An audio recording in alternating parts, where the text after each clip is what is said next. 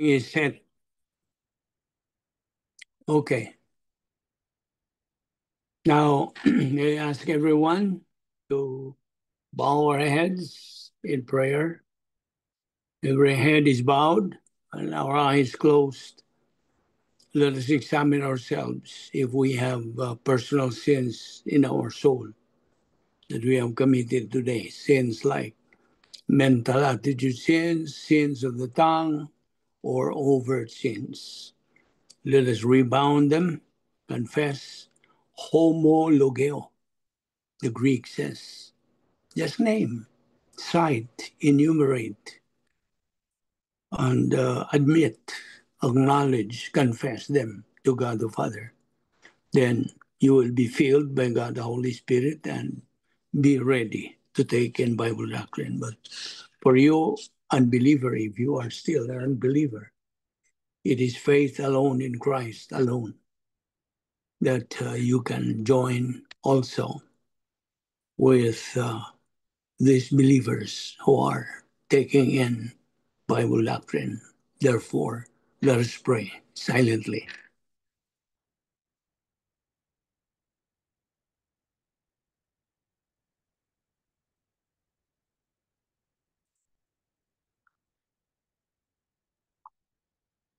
Let us pray. Heavenly Father, because we belong to Thee, we have the right and the privilege of fulfilling the function of our priesthood by listening to the teaching of your word. We recognize, Father, that our growth, our orientation to life, our understanding of your plan, your purpose, your design for each one of us is based upon the constant, daily, consistent assimilation of your word. We recognize that there is no substitute to your word, that there is no capacity for our life without it. We thank you, Father, for your faithfulness. Thank you for providing us this portion of your word. Thank you for the good health that you have given each one of us and bringing us here together once again so we can continue the process of spiritual momentum until we reach the capacity for life. We thank you for this ministry. May God, the Holy Spirit, enlighten us now as we continue taking in your word. All this we ask in Christ's name. Amen. Okay. How is everyone? Is everybody okay? Yep. So, Doing good, Vic. very good. So, welcome once again, Vince. Thank you. And once again, after our celebration of Father's Day and our trip to another state last week, everything was just perfect. All things just work together for good. And so we will continue our spiritual momentum as usual. Let us remember the 7 things that believers in Christ must remember every day.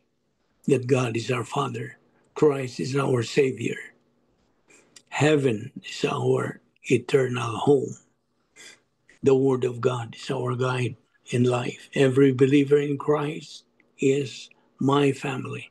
The gospel is the message, my message, and for the glory of God is our goal. And so we have been saved by grace alone, through faith alone, in Christ alone, through the scriptures alone, for the glory of God alone. Now, okay, as we continue our study today, and this is the first day of the week, we have to always be reminded that the Christian way of life is a supernatural way of life. And as such, it requires a supernatural way of execution. What we are doing is part of this unique and spiritual way, the only way that God has provided every believer.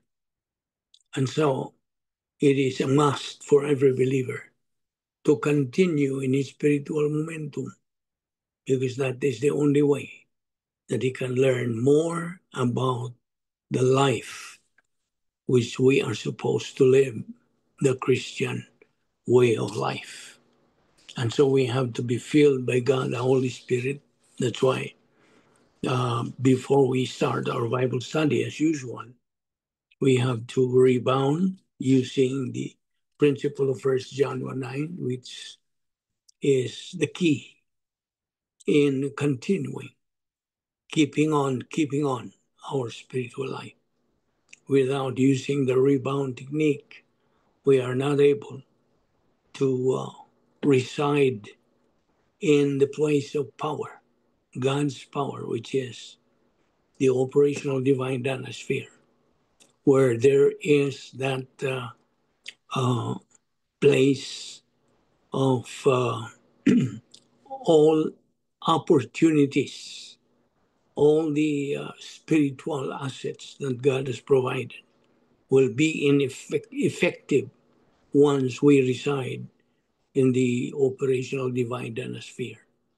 That's why by this time, after we have rebounded, of course, we are residing in the operational divine dynasphere, the power system of God. And so, as you are you living in that power? That's the question. Be sure you are, as a believer. And if you are not yet living in that power sphere, then you have to continue studying God's word. Ask from the Lord his enlightenment regarding this. How? By following God's protocol, his perfect procedure, God's mechanism. God's protocol calls every believer, we believers, to reside in that power sphere, coined doctrinally as the operational type divine dynasphere. That is our divine dynasphere as believers in the church age. Our Lord Jesus Christ, during his first advent, resided in that divine dynasphere, which was the prototype divine dynasphere. So we are admonished by the word of God to stay there inside so we can execute the protocol plan of God for our life. There you are filled by God the Holy Spirit. You are back into fellowship with God. You are functioning and able to live the power of God the Holy Spirit. The Holy Spirit cannot move in his ministry towards you without you residing in the operational divine sphere. So while there inside the power sphere of God, you're able to, through the enabling power of God's ministry, God, the Holy Spirit's ministry, it will function in your spiritual life. And you are even as good as God is good. To be living in the power of God, the Holy Spirit, is to be a potential winner in life and to be victorious in the unique spiritual life. So, how would you like to be in that higher ground of spirituality? You see, that's where every believer in Christ is supposed to reside. That is our normal place to stay, to reside in there, to be able to avail of God's divine assets and eventually be a potential winner in life. So, this is addressed to all believers, that we as children of God, we are supposed to contribute to the glory of God in our preaching the gospel. That's why the main thrust of our ministry is to spread the gospel. And you know what the gospel means. But without the Holy Spirit's power empowering you to witness unbelievers, it is not effective, you see. And, there are believers who are ignorant of the truth, what is really the true meaning of being filled by God, the Holy Spirit. Some would say that the Holy Spirit is just a ghost or a wind or a fire or a dove. He is often symbolized by those things. But we are admonished not to minimize him and who he is, because the Holy Spirit is the third person of the Trinity. Not third because he is least in value, just third because he is the last to be revealed to us in the pages of Scripture. But listen, all of the power, all of the glory, all of the authority, all of the grandeur of God the Father, all the majesty of God the Father is in the person of God the Holy Spirit. You see, that's why do not underestimate that power. So, touching about the gospel once again, one of the pastors that are very well known in the Christian world now says that God's will is that you be saved, delivered from sin and death and judgment and hell. And that is what the word saved means. In 1 Timothy 2:3, it says there, this is good and acceptable in the sight of God our Savior, who desires all men to be saved. That is God's desire, that all men will be saved and to come to the knowledge of the truth. Don't forget that, 1 Timothy 2:3. And 2 Peter 3:9 also is very, very important verse. It says the Lord is not slow about his promise, as some count slowness, but God is patient toward you, not willing that any to perish, but for all to come to repentance. You see, God is willing that you be saved. God wills that you repent. Right now, if you are an unbeliever listening to this ministry, this message, then open your mind, come to your senses. You are lost. You are an unbeliever. You are not inside the plan of God. You are outside of it. Although you are still alive physically, it is God's will that you be saved from eternal destruction. You see, that is the will of God. So much so that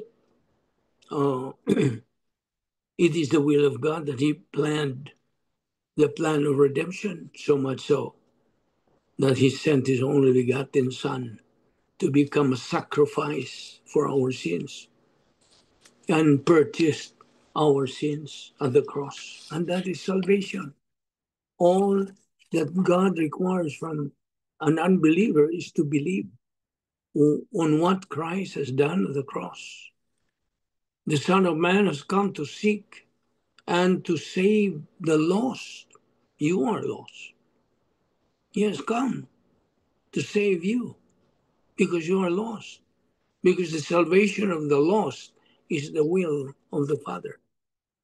God is not willing that anyone should perish, but that all should come to repentance.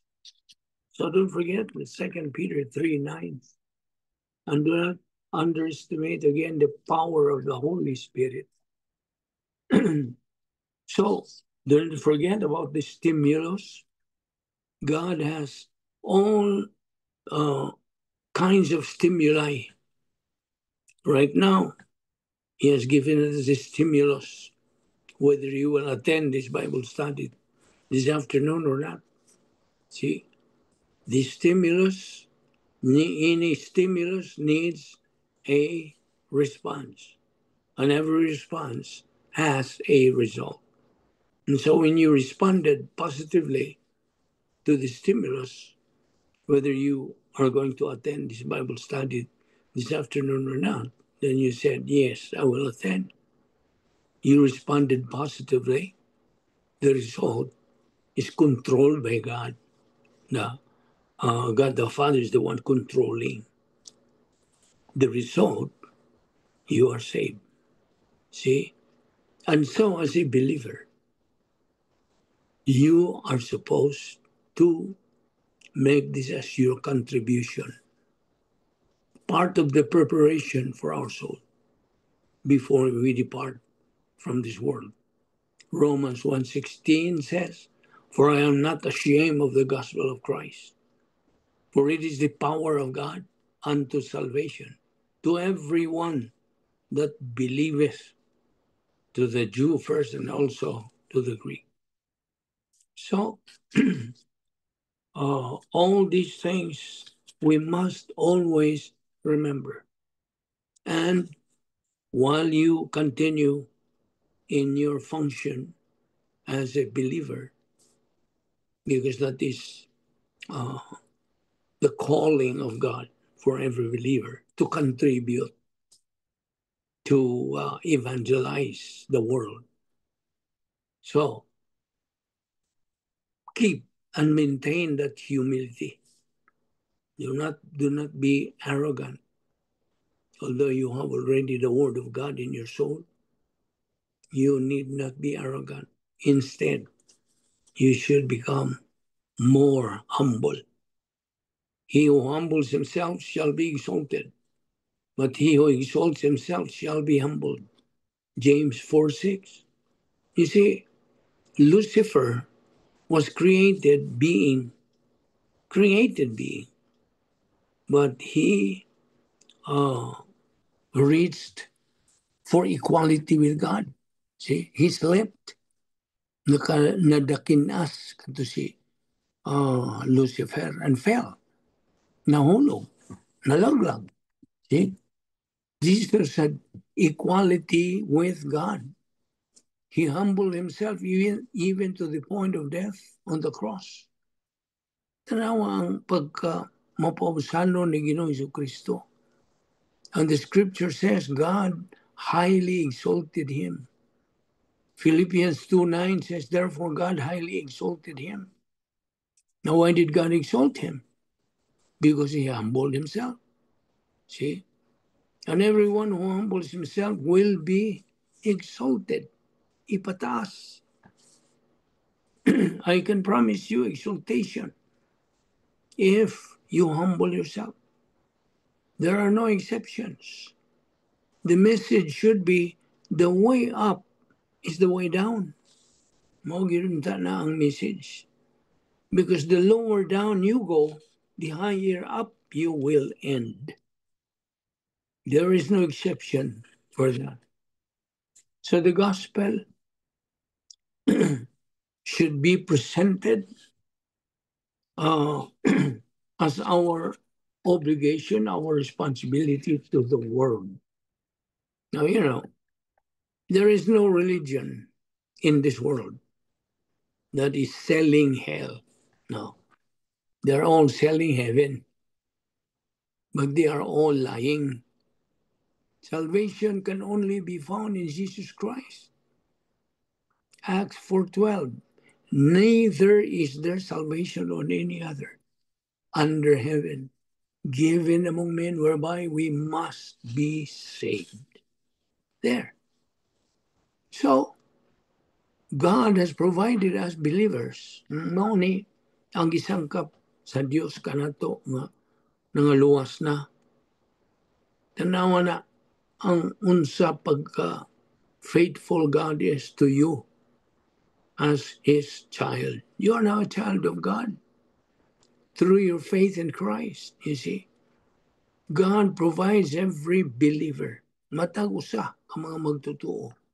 Saving grace, living grace, surpassing grace, dying grace. Hindi ka man sa imong sa plano sa Diyos sa imong kinabuhi. That's dying grace.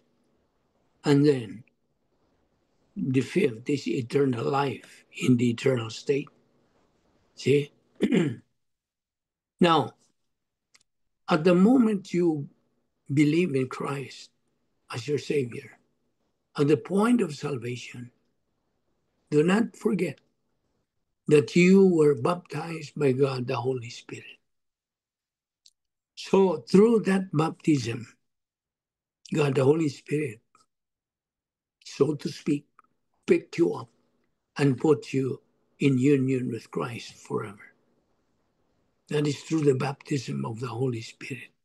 Now, these things that we are mentioning has references in the Bible. We are not making this up. We cannot do that. That's the baptism of the Holy Spirit, which means, ang sabi to someone, putting a believer into union with Christ. That is positional truth. Positional. Ang iyang kahimtang. Nadugtong na siya kang Kristo hangtod. Di na na matangtang. No principality, no power, no king can pluck you out from the hand of God. Hangtod na sa kanturan. And then what else? It identified you with Christ.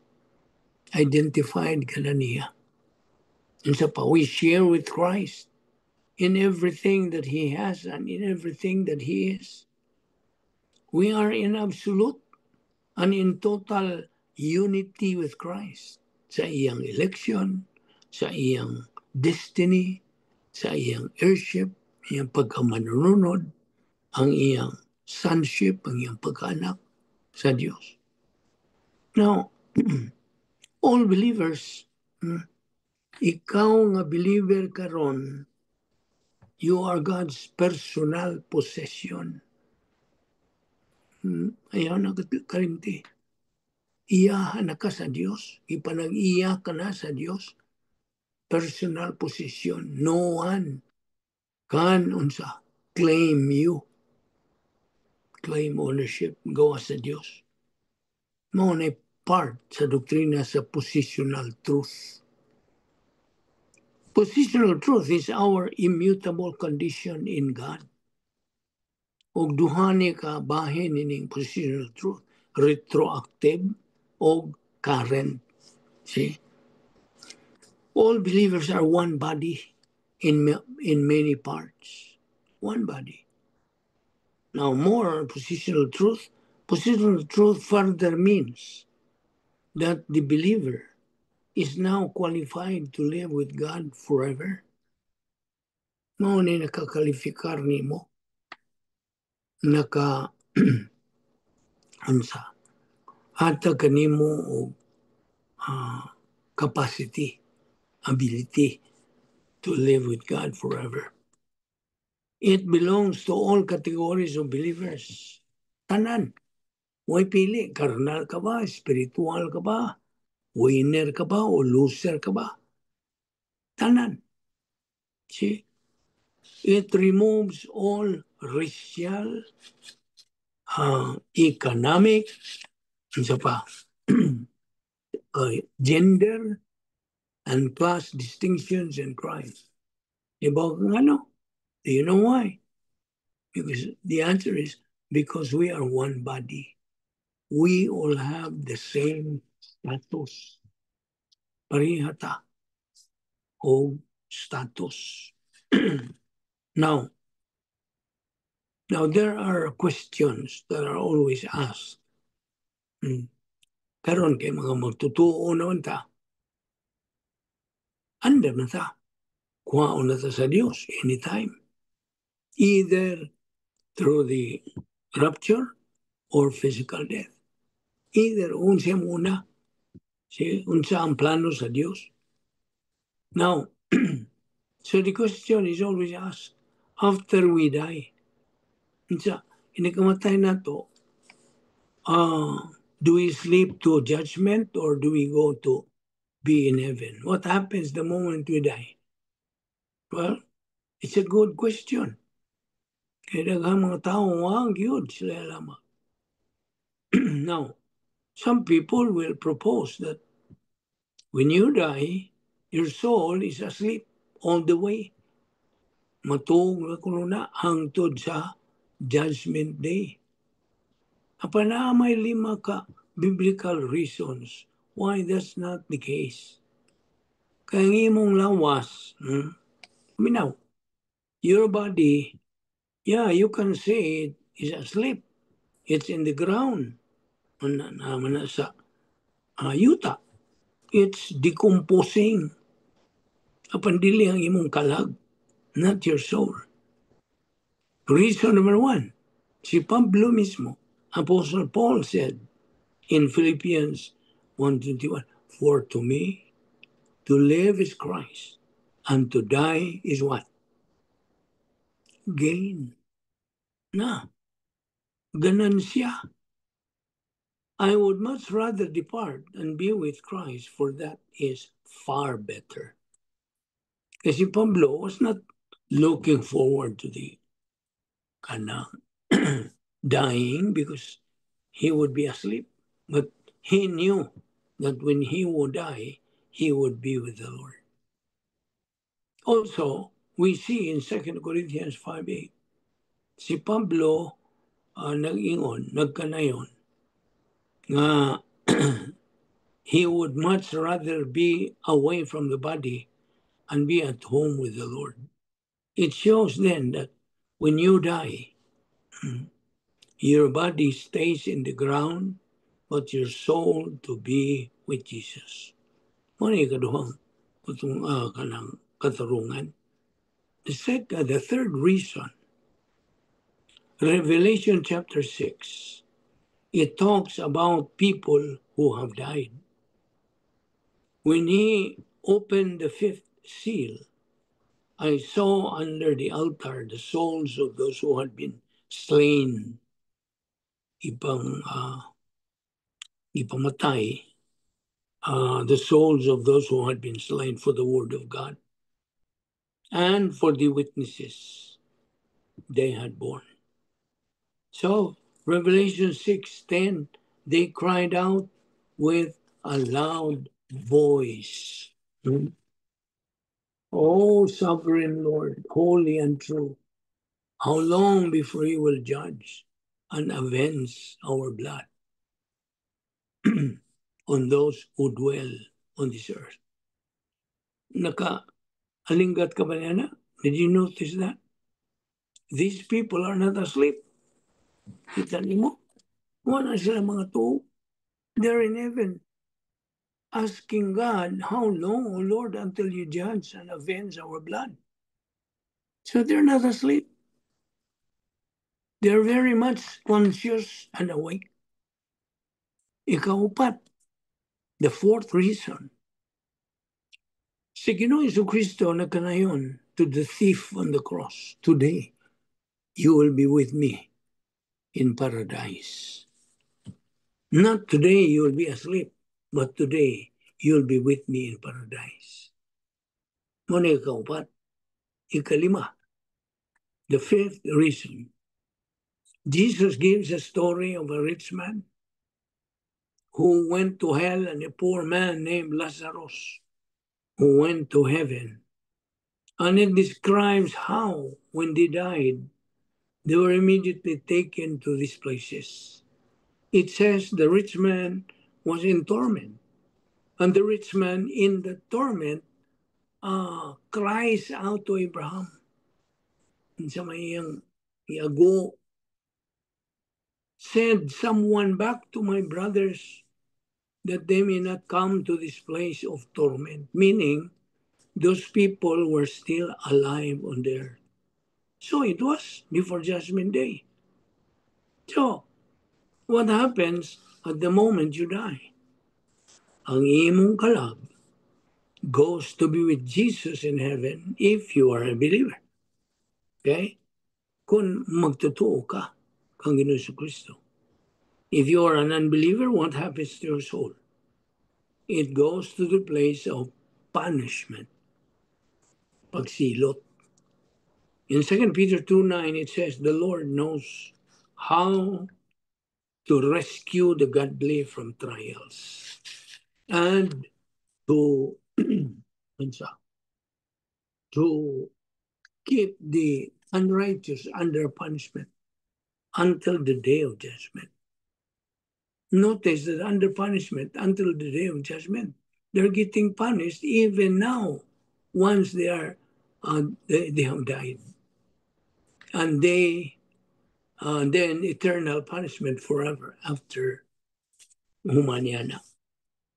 Similar to how a criminal gets arrested by the police and gets put in prison even he has not gone to court yet. So God can already put people under punishment if they don't trust in Jesus, awaiting the trial date, awaiting the day of judgment. You see? Kita nimo? Now, once Christ returns, nagbalik ni Ginoong Kristo sa iyang second coming, which we don't know when it's gonna be, but He will definitely come back. Definitely. He then raises everyone physically back to life. Iyang sa pambangunon tanan ngadto sa ilang kinabuhi. That's when you receive your new body. Tagan kag bag-ong lawas. That is when you receive your new body. That is when people get judged and get sent to heaven, which will then be the brand new earth, or to the place of suffering called hell for all eternity, the lake of fire, ang garbage dump sa Diyos. So there's no such thing as soul sleep. Ngayon katuon niya na. Na mga pundok ng tuon kaning soul sleep. When you are absent in the body as a believer, ingon nga magtotoo, you are present with the Lord. You are face to face with the Lord. Naong sa naong ka atubang sa Diyos. That's why, listen, fellow believer, paminaw, we are no longer afraid of death. I hope wala kay kahadlok nila. We even can look forward to it because we are sure what's on the other side. Gusto? Ibang ta. So be sure you're ready for Christ's return because He is definitely coming back. If you are an unbeliever, paminaw, kung dili ka magtotoo, for you to get ready, sa man mo, sa imong buhaton, simply to put your faith on the Lord Jesus Christ and you will be saved. Acts 16:31. If you respond positively to God's stimulus, which is the cross representing our Lord Jesus Christ saving work, then welcome to the family of God. And we will be seeing each other in heaven. Kung kita ay mata. Well, I don't know if you believe that. Kung di ang tuon niya na, that's your problem. See, God says so. So as believers, pumutana, how is doctrine circulating now in the kind of stream of your consciousness? Unsa naman, what is the length, the width, the depth, the height? Do you still have some questions about salvation?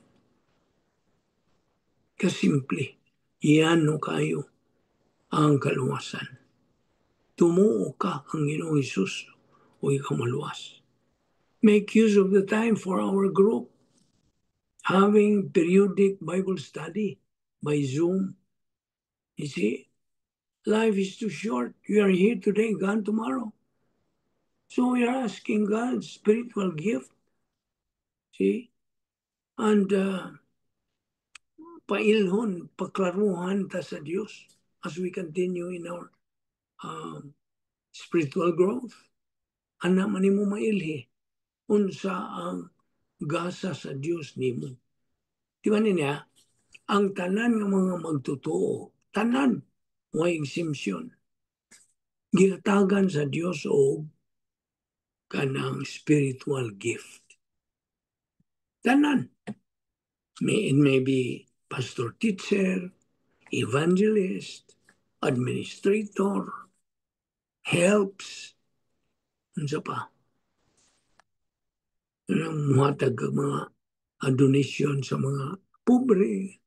See, these are gifts nangihatag sa Dios. Matausa ka nato. So, anhara ni mo madiskubre nga naade ka na ng maong gift as you continue sa imong spiritual growth.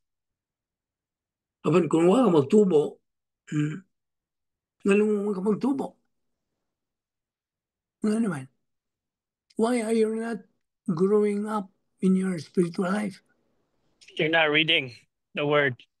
Not only reading, you're not studying. You're negative to the Word of God. That's why you're not growing. Kita ni mo?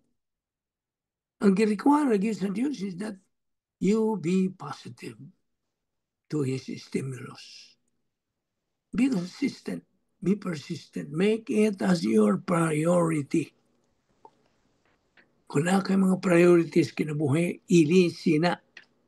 Make God and His Word as your priority. Because that is the right kind of priority. Make use of the gifts, spiritual gift. God is giving every believer spiritual gift of evangelism. Since He called us. See, in my case, God called me to do the job of witnessing people for the Lord Jesus Christ. Well, God is still extending my life up to this time. He takes me home at His perfect time.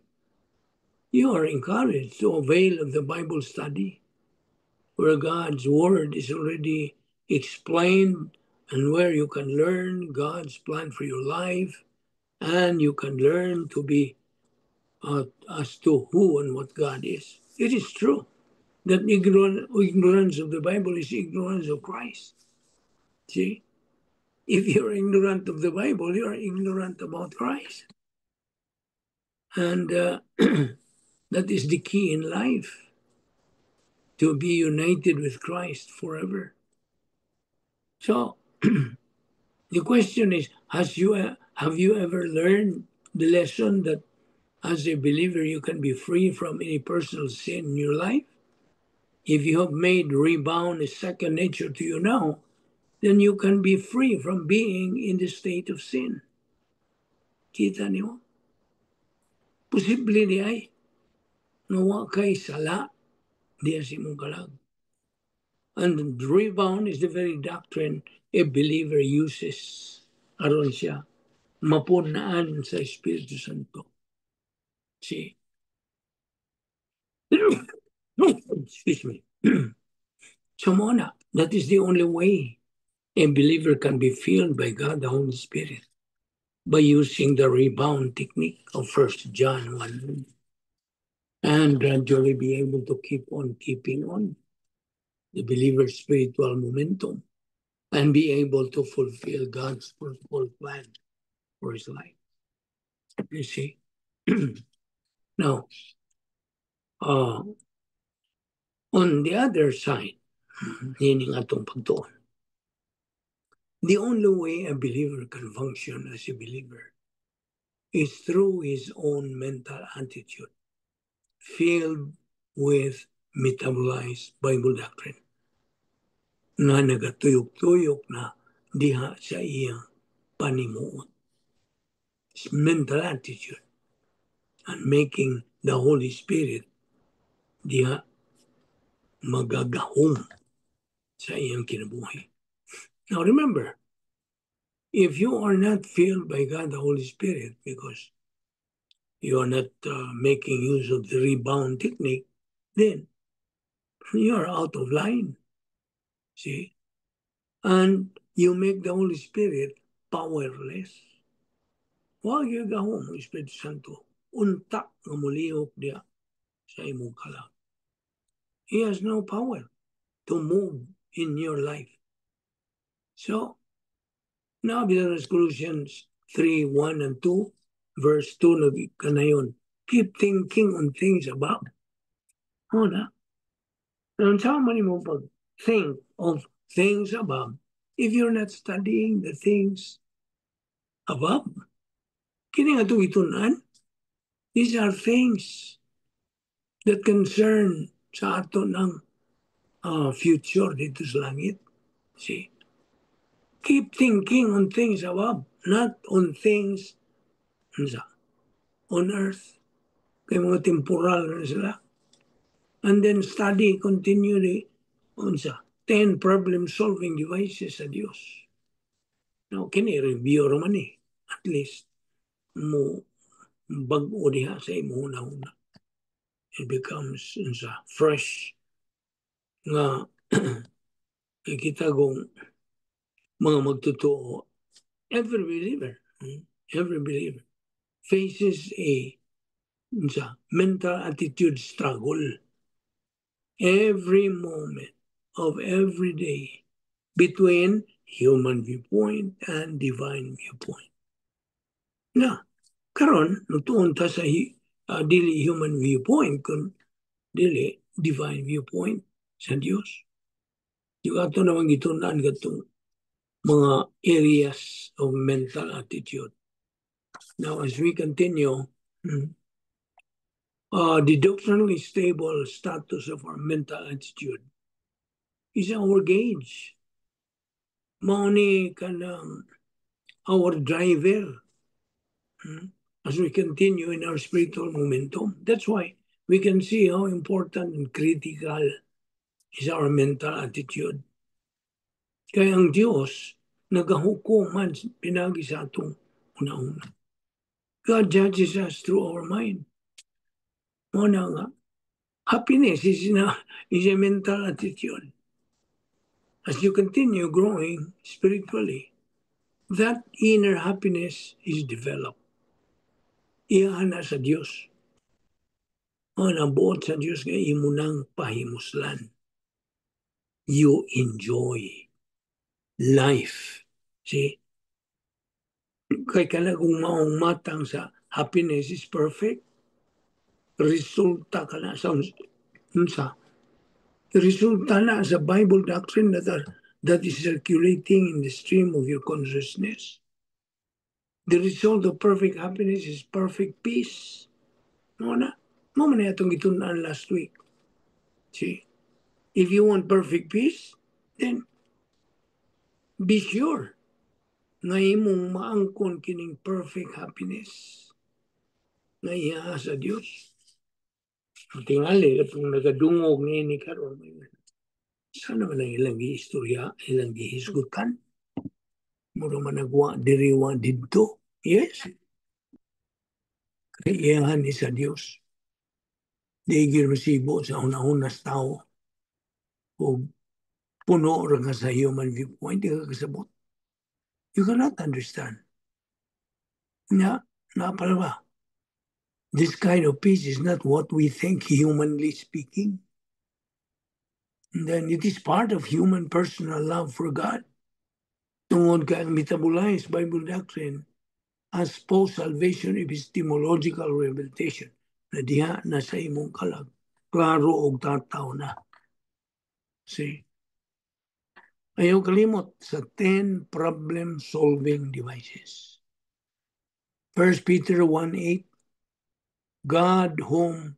whom God having not seen, ye love, in whom, though now ye see him not, yet believing, ye rejoice with joy unspeakable and full of glory. See? Ang perfect happiness is a result of what? Reciprocity, or vice versa. Loving God because He first loved us. 1 John 4:19 na. See? Siya may una ang naigugma ka na to. So, atong bugtian, atong baslan, ang atong paghigugma kaniya. Kay, ang perfect happiness, ako nang ginaingon nimo, I think I mentioned this last week, tandi ni, it's compared to the water that we drink nowadays. Filtered water. See? Do you know how water is filtered? Ang process is called osmosis. See, I don't know if you have encountered this term. Tungkol sa osmosis. So any process by which something is acquired by absorption, pagsuyop. See? Now, this process is done to filter contaminants. Comparatively speaking, kung bahin na sa doktrina, the contaminants are evil and sin. Oo na. Kinahanglan yung i-filter yun. Therefore, when this process is done, the water is now pure. See? Doctrinally, that is perfect happiness. Manibot pasabot. Therefore, when this process is done, the water is now pure. Doctrinally, that is the perfect happiness. Now, nadiha, ang usa ka magtotoo, makarnal. Kano saan siya makarnal? When? When can a believer become carnal? When he does No. not rebound. Yes. He ignores rebound and then continue with his cosmic activities, staying inside the cosmic dinospheres. He becomes carnal. He will never experience, he will never experience this perfect happiness. Ibaw kang ano? Do you know why? Because of some sin and some evil nga naa diha niya. Ka-reversionist naman siya. See? Karnal naman siya. Reversionist naman siya. See? So I hope you know what I mean. So we can see how important to have this kind of happiness. Maintain that happiness wherever you are. Okay? Nagatuyok na lagi. It's already circulating in the stream of your consciousness. Now, this cannot happen overnight, no. Dili. Muatin lang kagkasaan ng atong Bible study, di magsilbi. It needs consistency, persistency. See? Kaning mga ibutang ta mga athlete, nahihimo ba di silang winner overnight? No. They undergo rigid kanang rigorous training. No po na. Ikaw ang Kristohanon. If you do not undergo this rigorous training, kining atong pagtuon sa pulong sa Diyos, then you will not become a winner. Kaswalti rin ka sa angelic conflict. And you are always a product of your decision. So, you can see how important to have this kind of happiness. I-maintain ka ng maong happiness. Wherever you are, in your job, in your school, if you are a student, sana diha, sa imong kanang trabaho sa kinabuhi, maintain that happiness. Like I said a while ago, This is only a product of your consistency and persistency sa intake of the Word of God. Di kanang padayon nimo sa pagkatuon sa epistemological kanang rehabilitation. Kaya kung kinabuhin ko sa noon, rehab. Kinahanglan tag-rehab. Kaya kinatong panguna-una, puno ng mga kalibutan noon. See? Grabe. Ang nagahanok ng atong una-una, puros mga kalibutan noon, kanang iyahan ni Satanas. See? So if you're not growing spiritually, di ka kay bako nga. Ito, biktima na di ka ni Satanas. You have no discernment. Kaya ang discernment can only be acquired by a believer who persists. Nga nagapadayon yun siya. See? No matter what.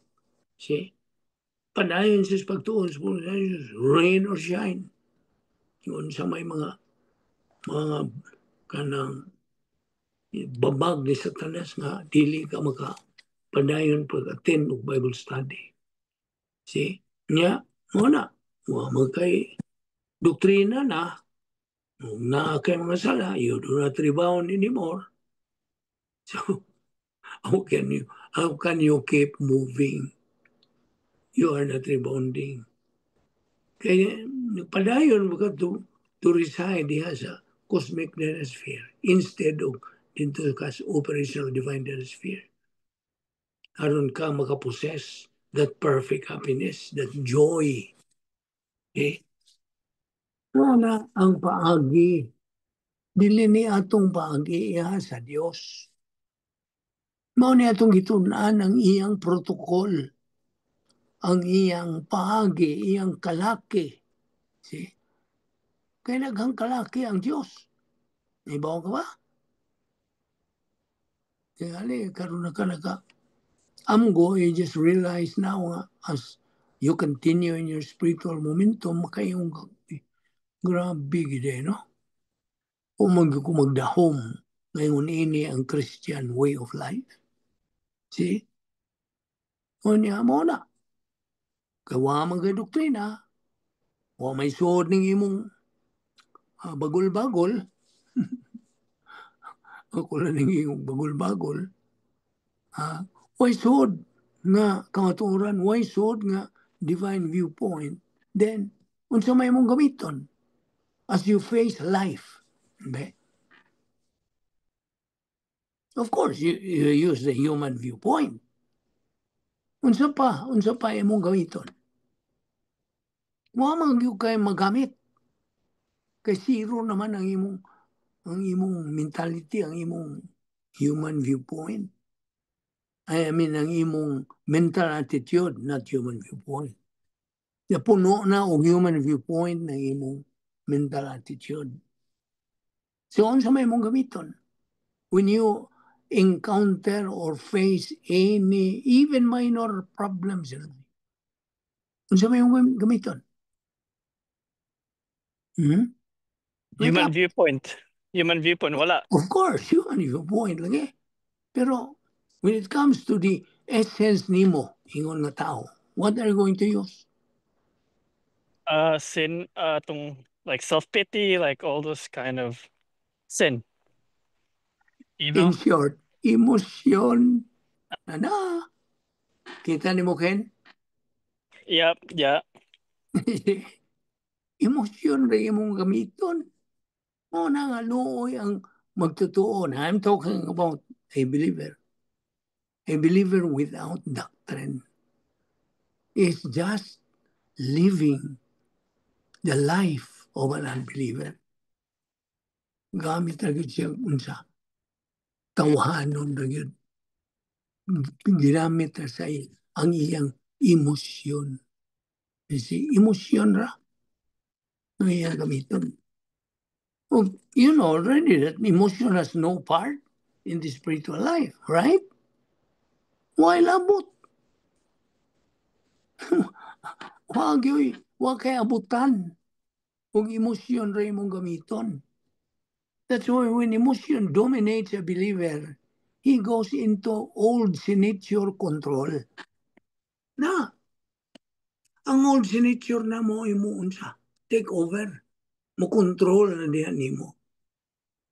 Well, iba naman kung sa mga example ng emotion, fear, love, anger, etc. See? So every time we let this emotion rule our life, we become vulnerable to committing sin. Na, imog yung kanang you allow yourself to be exposed, being vulnerable to committing sin. Na magsige na nag-change sinning. Every time we let this emotion, diyan mo, looy ka. Kaya nga naman, ibaw nga ano, because emotion revolt when it controls. Mo rebuild it. Actually, emotions function in the spiritual realm is just to respond, not to motivate.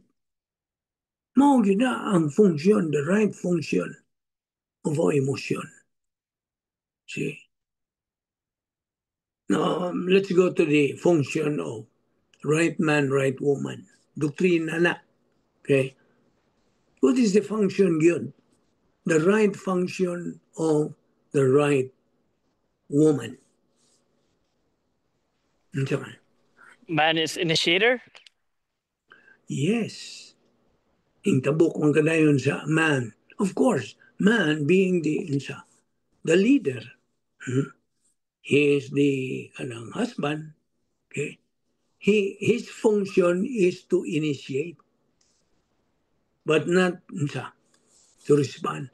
The function of the wife, of the woman, is to respond. Mao ginay design gyud sa Dios. Mao na design sa kanang the doctrine of right man, right woman. So the function of the right woman is to respond. But the function of the right man is to initiate. Mao po na itong emotion. See? The function of our emotion is to respond, not to initiate. Mao ito nangingon nila ng human viewpoint. Do not let your heart roll over your mind. See? Pero na, ayaw tuguti. Kaya mong pagbati mo dumalad nimo because it revolts and it controls. Actually, emotions function in this spiritual realms just to respond, not to motivate. Emotion only responds to what is in our mind. Sa una. Repetition and inculcation is important. Sa kinabuhi sa kamugtotoo. You know why? Because man by nature can just easily forget things. By nature. Dahil na makakalimot ng tao. You see. By nature manguna. Therefore, kung may prinsipyo nga may come out regarding this, the rate of learning must exceed the rate of forgetting. Kita nimo? Ang kapaspason sa atong pagkaton kinahanglan mulabaw sa atong pagkaton sa ang kapaspason sa atong pagkalimot. Without personal love for God, the believer cannot possess the gift of perfect happiness. Never. Kung wag yun siya personal love. So karon, na ba kay personal love nganto sa Dios? We love Him because He first loved us. Ang joy din atong isgutan is not mixed with sin or emotion, but with metabolized Bible doctrine in the purity of the feeling of the Holy Spirit. And Galatians 5:22, it says, the fruit of the Spirit is love, joy, peace, irene, etc. Love and joy bring tranquility. Ang gugma o ang kalipay, kalinaw. We cannot feel love and joy, but we experience harmonious rapport with God. Pinagi sa metabolize Bible doctrine. The pure joy through the divine viewpoint thinking. It has to be thinking based on Bible doctrine. Pinagi sa gahom sa Espiritu Santo. Ayaw ginagalimti ka ng gahom sa Espiritu Santo.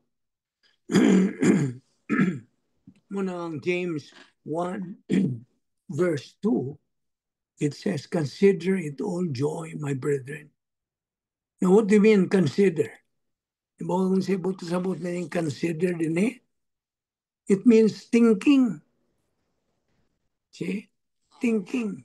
Una-una, agmayo. Joy, therefore, is in our mind. Sa atong una-una. Hebrews 12:2, who for the joy set before him endured the cross. Nay matang sa joy nga unsa na kanang gigamit ni Ginoong si Kristo diha kaniya. Samtang gabitay siya sa cross. Imagine, bisag nagaantos na siya dito, this ignominious suffering. Ngayang giagian, diya gyapon siya ikalipay. That joy, that kind of joy. Buot po sa Diyos nga imo nang maangkon ka ng maong joy.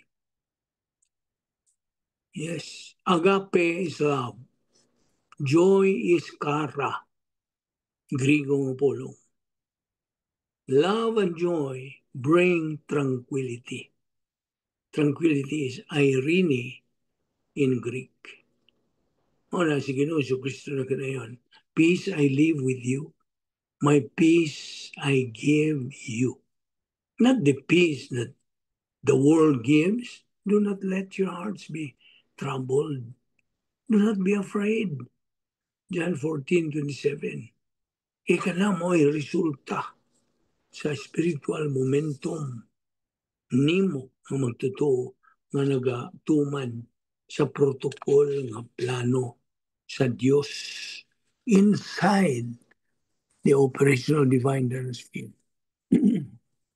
So the formula is love plus joy equals peace. And love here has nothing to do with emotion. Wala po ang emotion din eh. It has everything to do with your what? Mental attitude. Una ang Roma 12:2, yun ka na yun. Do not be conformed to this world, but be transformed by the renewing of your mind. Ano sa maning transform? It's renovating our thinking. Usbon kini nga itong mga pangunahon. See? Some of the mga areas of mental attitude, we have already studied worldliness, inner happiness, peace or confidence. Philippians 4:7, and the peace of God, which passeth all understanding, shall keep your hearts and minds through Christ Jesus. Kanang shall keep your hearts and minds, bawang sa ibot kasabot, safeguard. Kay, kanang, that's the purpose of having security guard. Diba? Safeguard your hearts and minds. That's the purpose of having a security guard. To provide security and assurance of safety to the one being guarded. So every believer needs a security guard. And the guard can only be acquired asa asa man mo ma-acquire ang security guard? Mind. Inside the divine sphere, through the feeling of the Holy Spirit. See? Pinagay sa pagpuno na sa Espiritu Santo diya sa imong kinabuhi. So, ang happiness nga gisgutan din is attained once ang magtotoo possesses love and joy equals peace. Ano? Agape plus kara equals irene. Mga Greek words na. Okay? Now, what can you describe, or how can you describe a gnosis believer? Gnosis, Gnosis. Kaya duha man ni kaklaseng believer, gnosis believer or epignosis. Unsa Gnosis. may description? What is the Academic. description? Huh? Academic for gnosis. Yeah, Knowledge only. gnosis. Ang iyang naibawan, academic knowledge ra, it has no spiritual value. Kaya ingo ra siyang nakakaton, nakakaton, apan mo mamutuo. That is the key, kid. O man ito uwi ang iyang nakatulan, o iyang kanang gitunan.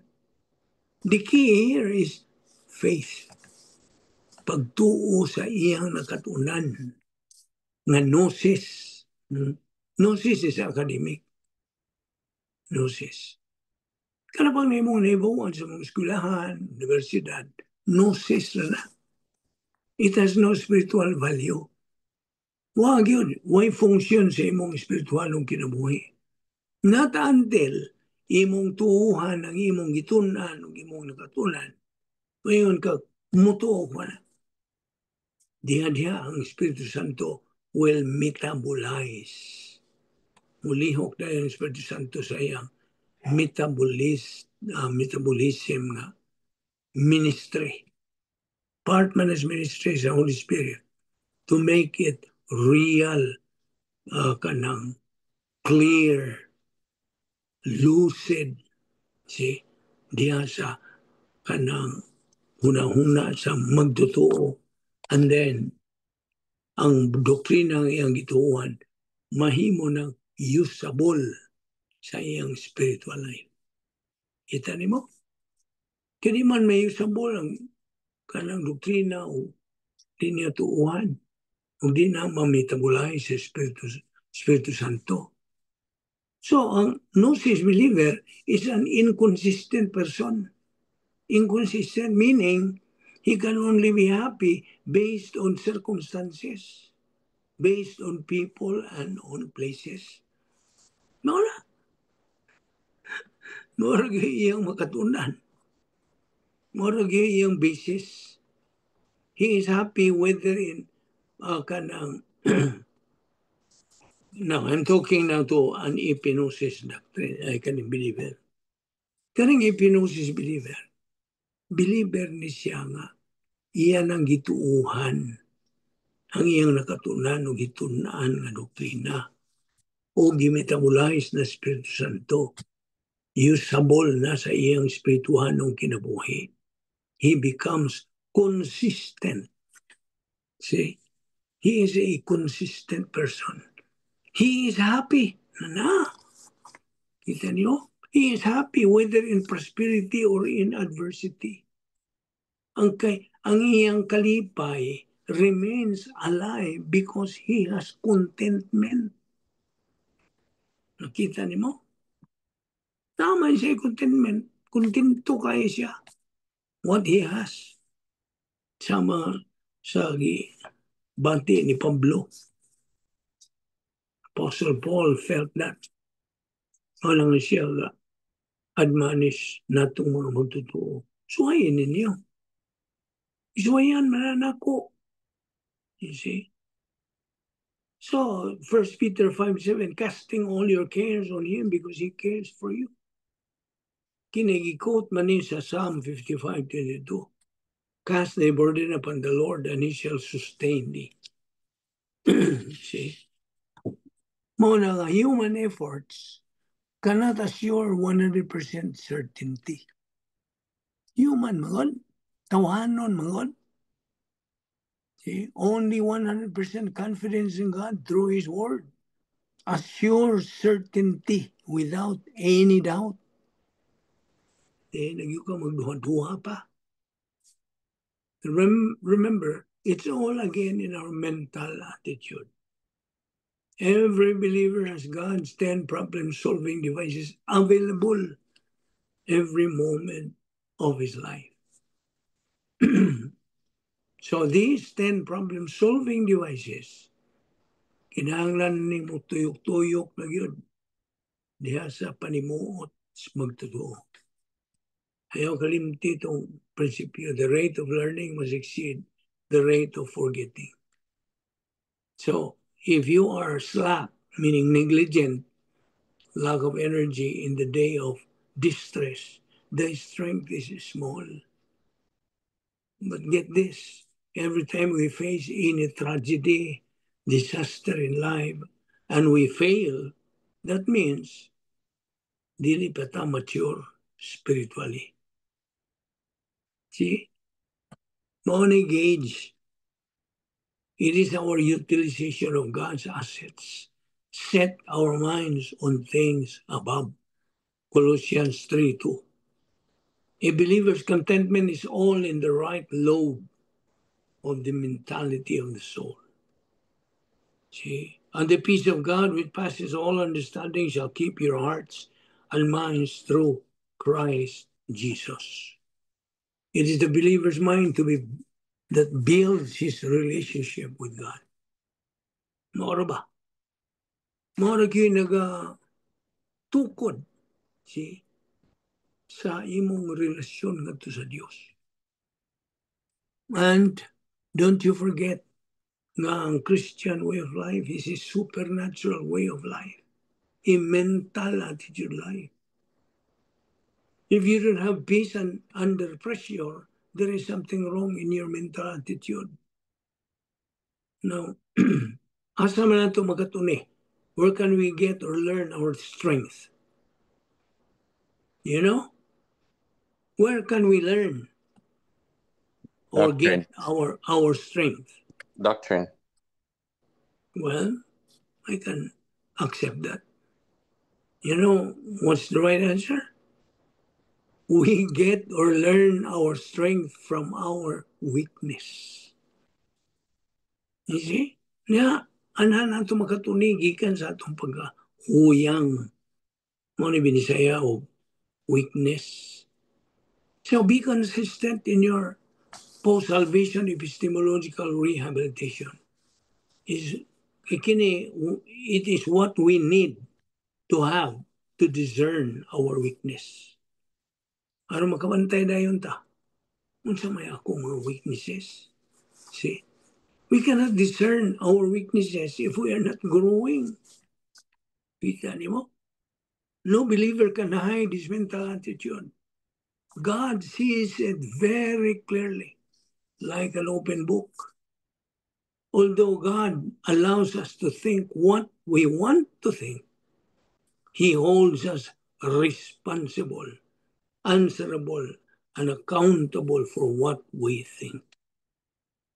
So ang hunahuna ni Kristo is what God wants us to have in order to acquire peace, confidence, stability, and tranquility. Ano niya ang mga virtues na atong makatulan? Yes. Dad, Yes. there's a oh my gosh, it's so hot in I here. know. Uh I'm finishing my. oh, sorry. There's a Judy Garland and Gene Kelly movie on Okay. 132. Okay. Thank you, Robert. You should turn it. This is Yeah, I'm going to not turn it on. hot. Yeah, I am about to finish. So, That is what we said. We have to turn this off. It's so hot now. And imanining usa ka verse, no? 2 Timothy 1:7. For God has not given us a spirit of fear, but power and love and a sound mind. Now the subject here is stability of mind. Kaligon sa imong panglauna. It is the direct result of peace, tranquility, or tranquil mind. See, kaya ang stability God is judged by the status of the believer's reaction to circumstances. Kung sa may reaction mo, kung ano yung mga circumstances mo about sa mong ginabuhi. Now, kung ang imong una, if your mind is filled with metabolized Bible doctrine, he will be mentally stable. You will be mentally stable. Ligon. Makabarog yung ka. Christ controls history. We know that. Nothing and nothing happens in this universe without the knowledge ni Ginoong Jesucristo. If you are already inside the divine atmosphere, what will you fear? Or whom will you fear? Wag yung kay angay yung kalukan, bisa gamay. Kita ni mo? If God is with us, who can be against us? Na, pulong sa Diyos na. True courage is a result of confidence in God. And your confidence in God can be strong, strongly developed, stable yun. See? Di na matarog. Why maka kanang wala ka kahadlok sa tao o sa mga sirkumstansya. See? Kaya nga naman, fear and power are antithetical. Kaya ang true courage is a result of confidence in God. Ligo naman ang imong pagsalig sa Diyos. Unsa pa may mong kadlukan? You see? God gave us a sound mind. 2 Timothy 1:7. True courage is stable mind. Means sound judgment. This comes from Bible doctrine metabolized in a believer's soul, not from emotion. Kita ni mo? Example of true courage. Sa may improve. Tagay ko. Can you give me?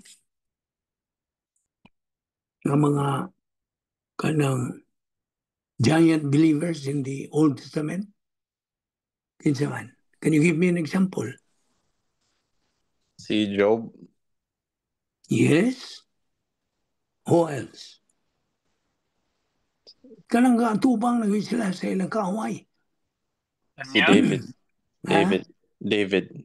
Yes. Si David. He killed Goliath. David had that kind of courage. Sa isulti niya, the battle is the Lord's. Kita iyang pamuong. David had that doctrinal courage. Now, if you want to study about David, read 1 Samuel chapter 17, 1-58. Adihag is gutan. So, mental attitude is the function of human thought. Emotion has nothing to do with the Christian way of life. Emotion's right function is simply to appreciate. Ikaw rin siyang mo appreciate. See? A believer controlled by emotion is a failure. He is a failure in life. Emotion ramang yun nag-control niya. Now, kaning mga negative believers use emotion. Negative man. Thus, they can never be winners in life. Did you hear that? Wag yan. Wag yung kay chance nga mahimong winner in life. Loser yung ka.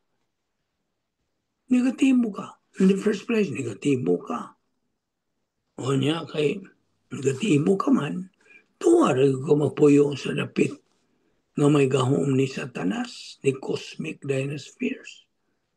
You have no power of the Holy Spirit. You are powerless. I mean, you render the Holy Spirit powerless. Wa, di siya kalihok. Di sa imong kinabuhi. Dili. You see? Kaya ang function sa Holy Spirit is to fill you.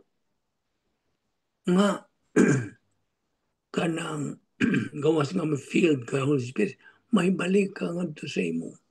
Pakigamit tayo your fellowship with God.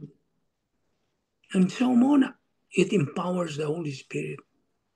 Just imagine, atagan ka na ng gahom to conquer sin, gahom to be able to grow up spiritually, gahom to be a winner. Di ka gustong mahimong winner? So, negative believers use emotion. So, they can never be winners in life. Kay, di man itong 2 Timothy 1:7, for God has not given us a spirit of fear, but power and love and a sound mind. Ang stability, by the way, is a direct result of peace. Nung kaligon sa pagbarog. Worry and fear is the opposite of stability. Ano, ibaw kang ano?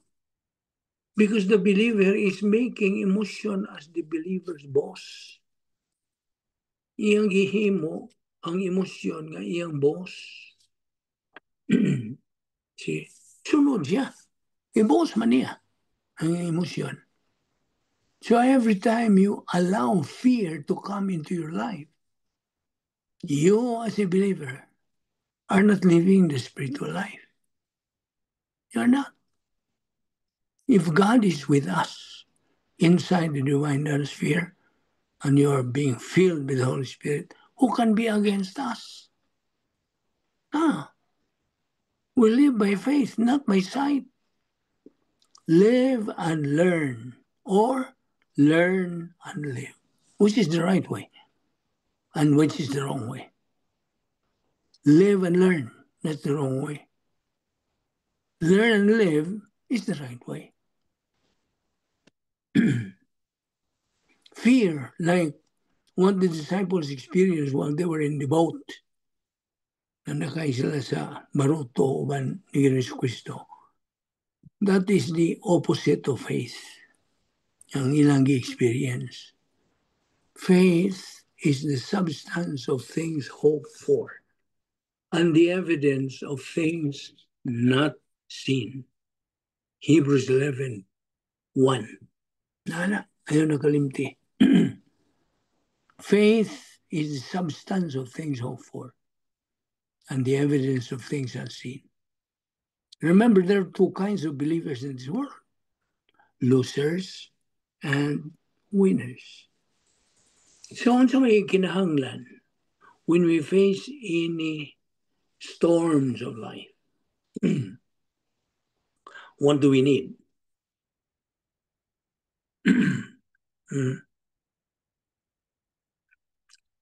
Alisto, what do we need when we Doctrine. face any storms of life? But doctrine. Of course, doctrine. But before taking in doctrine, what must you need? Well, rebound. Faith. Mm. I just mentioned about faith. Hebrews 11:1. See? Kaya ang faith, God, that is the key. God has chosen faith as a non-meritorious perception, human perception, faith. Everybody has faith, but not everybody uses that faith. See, on the right object of that faith. No, no, faith is needed when we face any storms of life. The protocol plan of God is a life of courage. The execution of the protocol plan of God is learning courage through metabolized doctrine. So a believer can only acquire courage through learning the protocol plan of God and using the 10 problem-solving devices. Ayaw na ni kalimti ka ng 10 problem-solving devices. Importante kayo na. So stability of mental attitude leads to stable emotion. Stable ang imong emosyon. Dili mo i-master ni mo kung dili. You are able to control. Kaya kay doktrina. Remember, there are believers who ask God, why did God let this happen to me? Why me? Why now? Maumani isulti sa ubang way mga doktrina. So when a believer asks this question, that means he is not yet mature in the area of spiritual adulthood. Mapailag yun. Nawagi siya magtubo. So, if a believer fears, then he doesn't fulfill the plan of God. So, if I ask you, where does fear come from? Of Emotion. course, from our mind. You see? Gikan sa atong hunahuna, if a believer knows God's word and believes and applies it, then fear flies away from that believer. Wala. It's not already part of his dictionary. Wala kay kadlok. Wala. Na kay spiritual nga kaisog. Di naman natawhanon nga kaisog. Spirituhanon. Kita ni mo. Fear and spirituality are mutually exclusive. When we fear, we are not spiritual. When we are spiritual, we do not fear. Maunay kanang formula. Aron di ka mahadlok, wa kay kahadlok, then be spiritual. So as believers, let us not be surprised when testings come to our life. Kaya ang testing is part of life. Part of your spiritual life. Because that's the time, that's the very opportunity to apply God's word in our life. Mauna, ang panahon na ipagamit sa Diyos ng iyang pulong. Tanahon ka sa Diyos, be. Ang testingan niyong anak. Be, mo gamit pagid siya sa iyang doktrina nga na siyang kalang. Naanani mo. Because that's the time God is going, God gives you that opportunity to apply God's word in your life. So we can see here that ang isa kang magtotoo who has no Bible doctrine cannot live and execute the protocol plan of God. He just cannot. Very good. Any comment about this? Sa may inyo ikatampo ba hindi? Huwag mag-isay doktrina. So, how can he live and execute the protocol plan of God? Nakita ni mo ang punto nga gidadin So, what therefore is the advantage of a believer who has Bible doctrine? Metabolize. So may advantage nga naa niya. Ritual and better outcome. He has a sound mind. See? He is consistent. He is rational. He is strong and stable in life. Makabarog na siya. Ligon ang iyang baruganan. Now, saan mo pagkaligon sa iyong baruganan kung di ka magtuon sa pulo sa Diyos?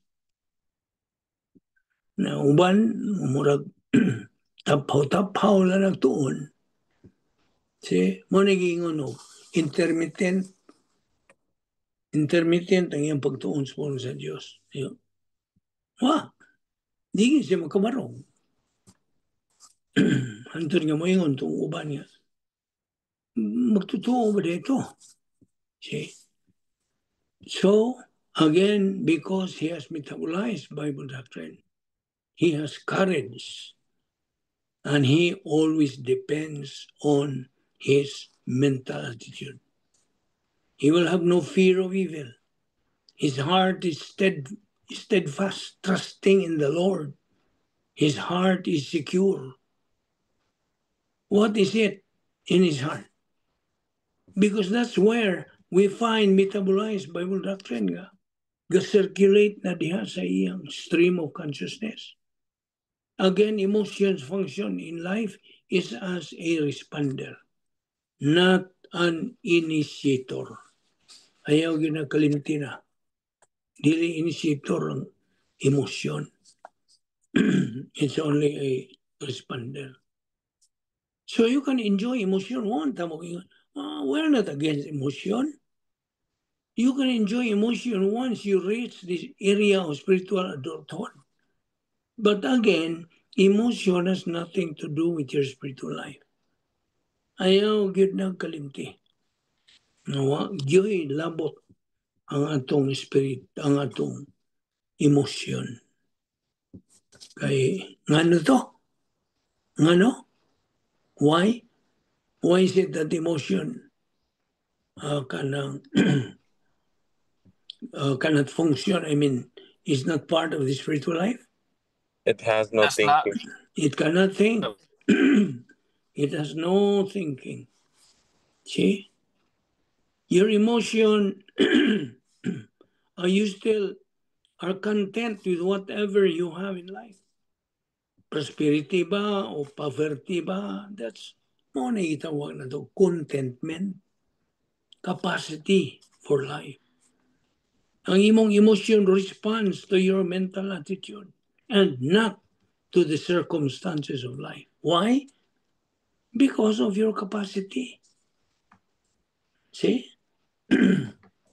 Kining capacity, imo nang ma-enjoy once you reach spiritual maturity. Mao ni ang atong goal. Sige, tagtuon sa pulong sa Diyos. Aron, magamit na to ang mga pulong sa Diyos sa itong kinabuhi in all experiences in life. Kaya that is the process nga aron atong makabuot ng atong spiritual goal, which is spiritual maturity, the capacity stage. You see? Na natin capacity mo ni atong goal. You are now developing your personal sense of destiny. Thus, you now start to live in the light of eternity. Mao na imong una-una gyud. See? Ang imong personal sense of destiny. Na nakay personal na gula nimo. Imong una-una. Nga inig kamatay na ko, inig biya na ko ning kalibutan na tuwa. The mansion is waiting for me. As God assures. Dili na siya Diyos kung dili niya tumanon. See? God assures. When God promises anything, that promise is always guaranteed. So man natay personal sense of destiny. Natay sense of destiny nga atong dangatan. And in the light of eternity. Dili nang kalibutan. See? Manang Colossians 8:12, for if there is first a willing mind, it is accepted according to that a man hath, and not according to that he hath not. Now, kung bahay na kaniyo giving, it's a mental attitude. True biblical giving is a mental attitude. This means that if a believer is willing to give, although he has nothing to give, that is accepted by God. It is what goes on in our right lobe. No, bitaw. Mental attitude man na ba? So, bisag wa kay ikahatag nga dako nga amount, kamay ra kayong imong ikahatag. But, mao man ay imong unsa, kanang willingness to give, although you have nothing to give. Mao na ang dawaton sa Dios. That is what goes on in our right lobe.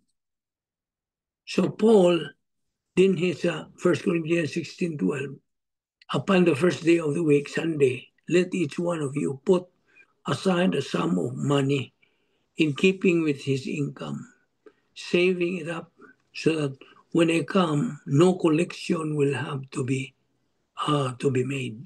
Si Pablo din means to say this: before I come to your congregation on Sunday, have what you collect ready to give to the ministry for its service. So let each one give as it purposeth, not reluctantly or under compulsion, for God loves a cheerful giver. Kaya ang giving God is a mental attitude based on the problem-solving device called grace orientation. Giving is the basis for grace giving. If you give out of love to the Lord, it is acceptable by Him. For if there is first a willing mind, it is accepted according to that a man hath. So akong balikon, giving is a mental attitude. Thou shalt love the Lord your God. Love does not behave rudely. Love thinks no evil. The only real protection from evil is inside the divine sphere. Ang gugma din the virtue here refers to virtue love. A requirement for every believer is for him to always reside puyo diha sa sulod sa operational divine sphere. Why? Because that's the only place where you can think, where you can get rid of evil and sin. See? That's the only place where you cannot think evil. Diya sa operational divine sphere. So, dinhi lang unang kita kutob ni nga itong pagtuong karunapuna. So, unless na mo yung mga pangutana, is there any question so far?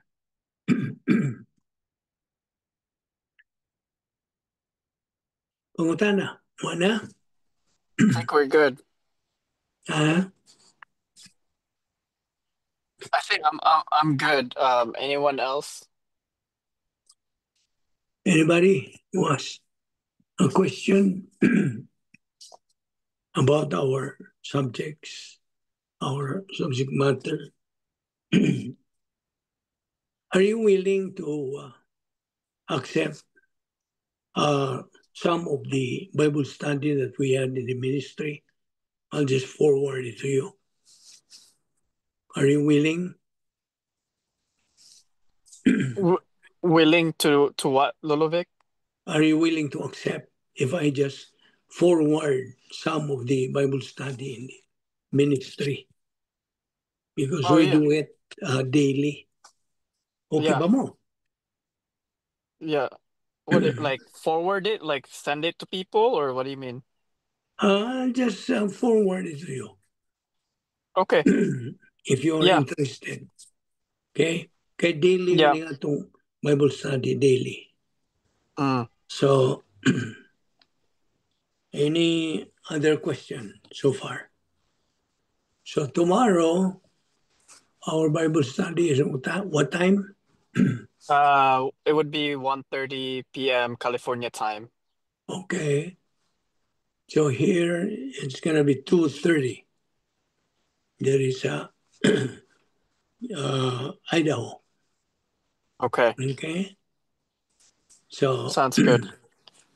any observation or any anything that you can contribute may tungod sa atong mga Bible doctrine itong itunan? Yeah. I Liw. just a comment for me would be just a quick comment. Hmm. This is like inculcation method. Like the more I like balik ba, like I feel like it is clicking murag mo kuan jud, it's making sense. So I like the inculcation method. It really works. And Good. the emotion part, I feel like a comment for me for that, like yeah, it is I'm still not mature, so I'm still applying, growing, and Yeah. putting my faith to into practice. And it's a true mental attitude. Like I need to be constantly uh, practice when Yeah. discern when yeah. I guess one last question, Ludovic, before we head Hmm. out. Why is Go ahead. weakness the you said about weakness, it's the best. Oh, okay. Weakness, that's when we can learn to discern. Um, when we are on our weakness, we can discern our weakness, and then we could move forward with learning our weakness. I think you said something about weakness. Yeah, we learn we learn our weaknesses through uh, the persistent study of the Word of God. That's the only way. Meaning, that's the only way you can discern what are your weaknesses. See, because our weaknesses come from our strength comes from our weaknesses. So, do you accept that? Hmm. Yeah. Our our strength comes from our weaknesses. We become strong spiritually, mentally, through what? The study of the Word of God and by discerning what are the weaknesses that we have. You cannot discern what are your weaknesses unless you continue in your spiritual momentum. Got it? Spiritual momentum, Roman, yun ang discern mo. Ano sabi ako mga weaknesses, ha? See? So, you're not growing spiritually, you would not be able to know your weaknesses. And the worst thing is you cannot admit that you have those weaknesses. And you become arrogant, because being arrogant is when you are inside the cosmic dinosphere. Satan God mo author na. See? Arrogance complex mo na number 1 nga kanang cosmic dinosphere 1. Yang ikaduha, cosmic dinosphere 2 is hatred complex. O pa man gina na to i-dupot pagtuono. Duha ang iyahang satanas. Ang iyang sa Diyos, usara. Kita ni mo, di yun pa gansin ni satanas. So, duha ang iyang dinosphere. Cosmic dinosphere 1, arrogance complex. Cosmic dinosphere number 2, hatred complex. Apan ang iyahas Ginoo, God is only one. Usara ang iyang operational divine dinosphere, which is with its 8 gates. Anto na po nagitunan. See? Na 8 gates. So muna, in the long run, we will be taking this up. Daghan patag tunan, oy. Di tayo kuan. Anang iabot na lang ta sa rapture ini. Di ba ta kahuman? See? Muna, this is a challenge ninyo nga nagapadayon sa spiritual momentum ninyo. Nga kining atong gibuhat mo na higingon og grasya. Grasya ra yun eh. If you admit that this is grace, which is unmerited favor sa Diyos, padayon gid siya sa pagsangkap nato what we need sa atong spiritual life. See? Padayon gid ta sa pag-intake of the word. Kay mao ni ang process. See? Mao ni gi tan-aw sa Dios nato, tagsa-tagsa nato individually. O tinud-anay bagitat, tinuuray bagitan naga-intake positively sa pulong sa Diyos and positively using it in our daily experience in life. Kaya ako naman kanginan nga, studying God's Word is one thing, multiplying it to your life is another thing. Monay daog. See? So, continue in your pursuit to attain spiritual maturity. God is waiting for you to reach that point where He can pour tremendous blessings, grace blessings. It's waiting for you. God is just tapping His foot. Di ka magmahay. See, God would say kung mayon ang Diyos, sige lang, tubo lang. Kaya di ka magmahay. Once inikabot ni mo sa spiritual maturity stage, di ka tugkad gyud sa mga panalangin na ibubo diyan nimo. And in fact, my blessings will run you down. Will hunt you down. May sa kapadong ng kalibutan na, you can run but you cannot hide. Grabe ng prinsipyo ba? See? Now, okay.